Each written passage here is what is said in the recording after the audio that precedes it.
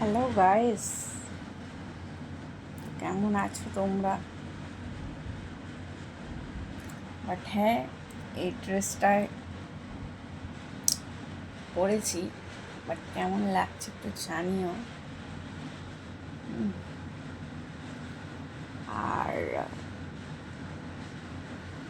মানে reel shoot করছিলাম তো, মানে রিল শ্যুট করার আগে যেটা হয় ফটোশ্যুট করতে হয়, তা ফটোশ্যুট করছিলাম, পরে রিলস মানে ভিডিও হবে, তো কেমন লাগছে জাস্ট জানিও।